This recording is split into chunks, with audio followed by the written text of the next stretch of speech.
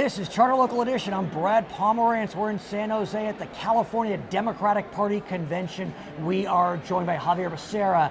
He is a member of the United States Congress. He is the chair of the House Democratic Caucus. Sir, thank you so much for joining us. Absolutely. I want to speak with you about the excitement in this room right now. 2016 presidential election on the Democratic side. We have Hillary Clinton running. We have Bernie Sanders running.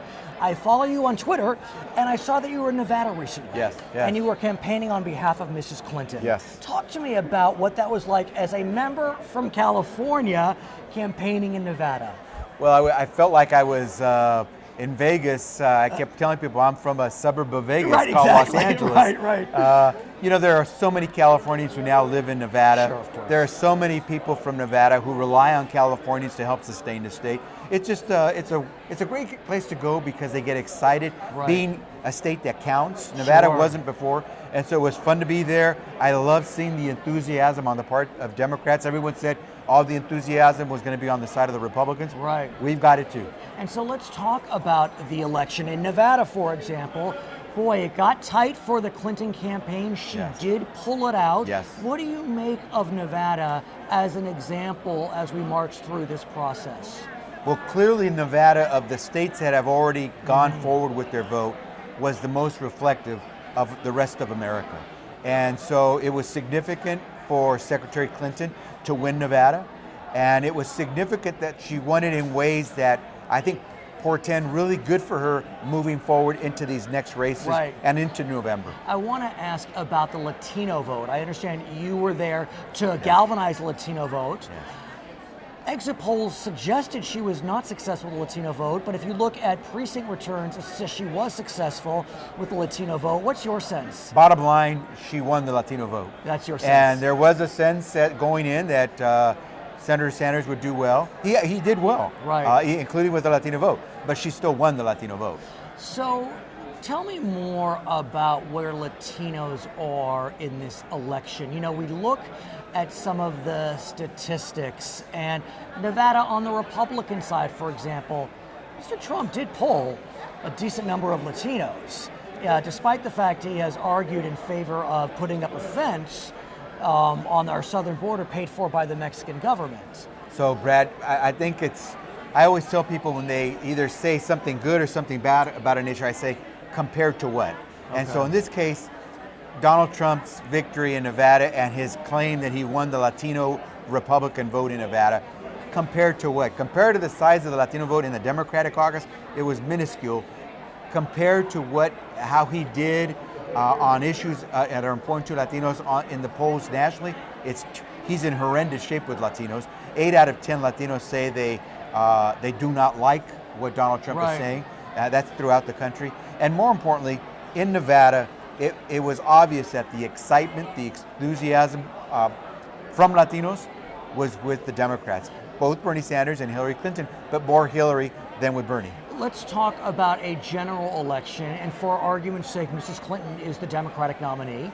And for argument's sake, For argument's sake. And let's say we're looking at turnout models and we're looking at exit polls, and we see in 2012 Mr. Obama carried close to, if not more than 70% of the Latino vote. Do you see Mrs. Clinton reaching that or even surpassing it? I could see her surpass it. My sense is the Latino vote is becoming a more discerning vote. It's not just going to go to someone because knee-jerk. That's where we were before. They're going to want proof to the candidates. You got to earn our vote. But my sense, especially because Hillary Clinton is a known member of the Latino family, that's going to help. And it doesn't hurt that when they look at the opposite side, what's going to be available in November, she's not going to look like a member of the family, but she's going to look like a fighter for the family. So let's say, for argument's sake, that Mr. Trump falters and Mr. Rubio is the nominee, a man who speaks Spanish quite well. Yeah. How do you think that plays? Well, that's what makes Nevada so fascinating. We just talked about how Donald Trump said he won Nevada. He won in Nevada, and he beat 2 Latinos. Right, of Cuban descent. Of Cuban descent. And so that speaks volumes, both in terms of the minuscule number of Latinos that voted Republican, but secondly, that minuscule number of Latinos that voted Republican voted for the non-Latino in the Republican field. At the same time, if Latinos vote in November and they vote historically as they done in the past, voting Democratic, this could really portend well for your candidate, Mrs. Clinton. Do you believe that she will be able to galvanize Latino support because the Latino community could throw the election to her? Everything Secretary Clinton has been saying goes right to the sweet spot of Latinos' hearts. And I'm not just talking immigration, jobs, increasing wages, making sure we build on the Affordable Care Act.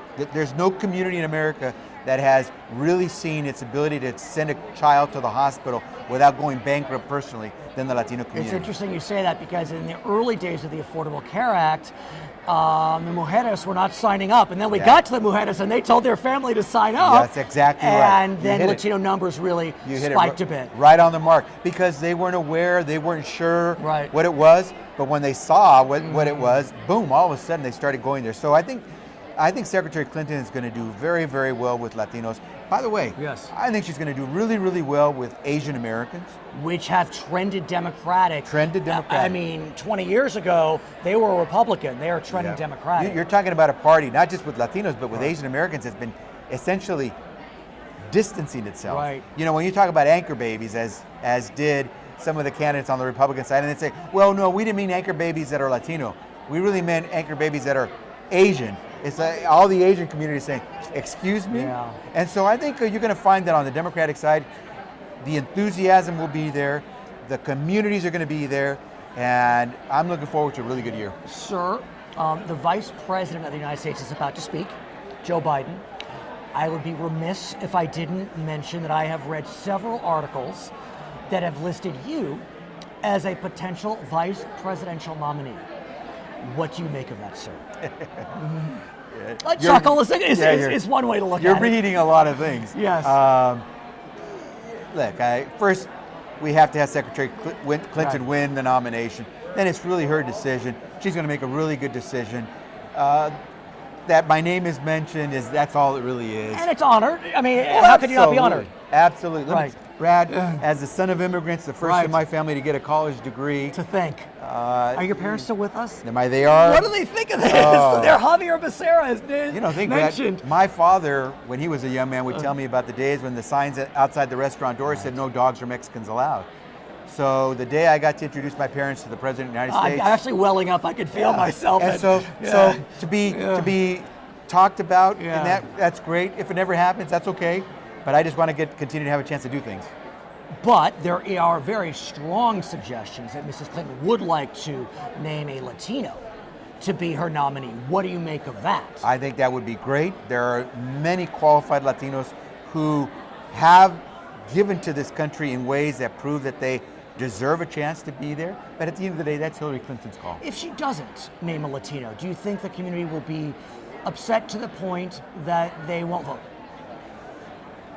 Because there's so much talk about it. Yeah, I certainly believe that there's a sense in the Latino community that we paid our dues, we're working hard, we're building this country, and we've got some really talented people who could. Disappointment more than anger. Maybe to some people would be anger, but my sense is, look, Hillary Clinton is going to earn that nomination. She then has earned the right to select whom she believes would be best. Okay, his name is Xavier Becerra. He is a member of the United States Congress. He is the chair of the House Democratic Caucus.